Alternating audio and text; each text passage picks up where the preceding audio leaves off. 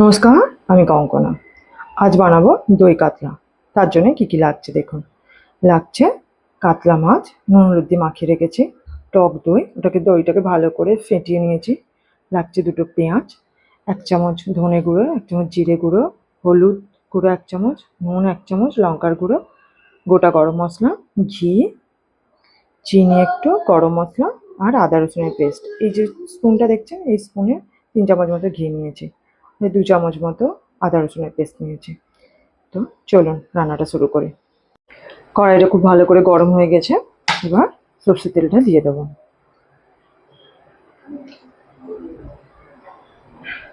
তেলটা খুব ভালো করে গরম হয়ে গিয়েছে, এবার মাছগুলো আমি দিয়ে দিচ্ছি।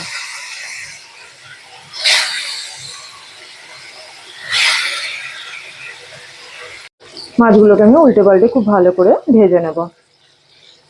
মাছগুলো আমার ভাজা হয়ে গেছে, এবার তুলে নেব।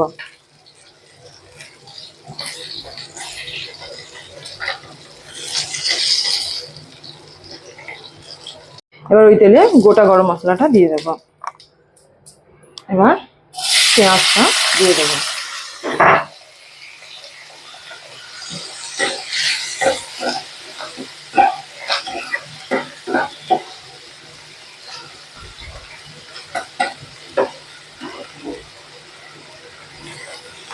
পেঁয়াজটাকে এইভাবে একদম সুন্দর করে লাল লাল করে ভেজে নিতে হবে।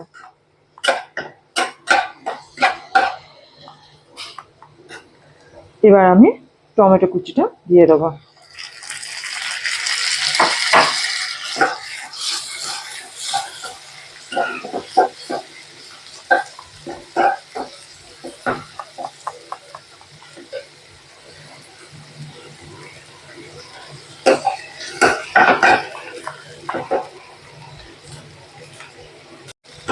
আদা রসুনের পেস্টটা দিয়ে দিলাম।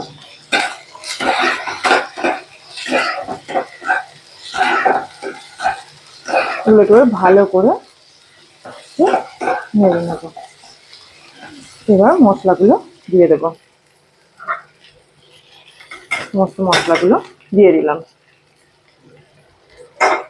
জল দিলাম যাতে মশলাটা পুড়ে না যায়।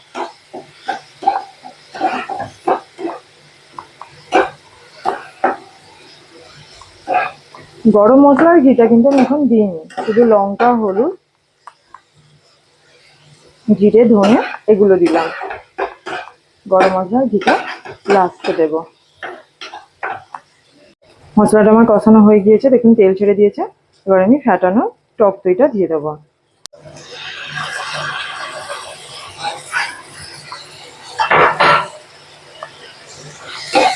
দইটা দিয়ে ভালো করে মশলাটাকে আমি কষবো।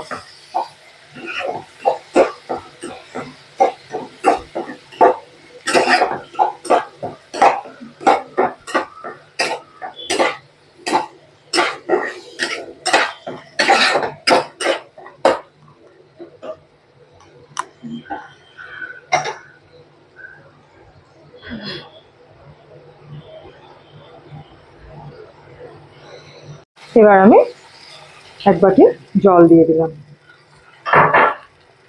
খুব বেশি জল দেবো না, দইয়ের বাটিটা যে 1 বাটি জলটা দিলাম।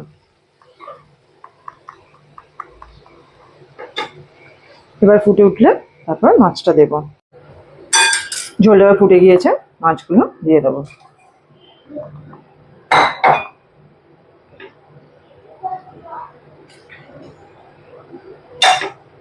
ঝোলটা এখন ফুটছে, ঝোলটা একেবারে মরে গিয়েলে ঘি, গরম মশলা আর কাঁচা লঙ্কা দিয়ে নামিয়ে নেব। ঝোলটা দেখুন গাঢ় গাঢ় হয়ে গিয়েছে।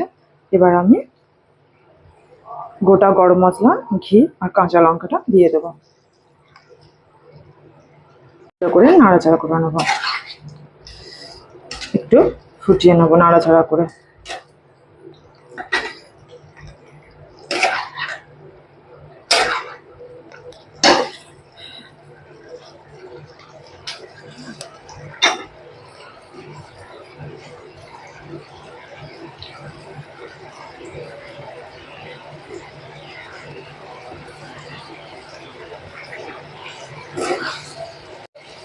এই সময় একবার টেস্ট করে দেখে নেবেন নুনটা কম আছে কিনা। আমি দেখে নিয়েছি সব কিছু ঠিক আছে, আপনারাও একবার টেস্ট করে দেখে নেবেন সব কিছু ঠিক আছে কিনা। চলুন এবার হয়ে গিয়েছে, নামিয়ে নিই।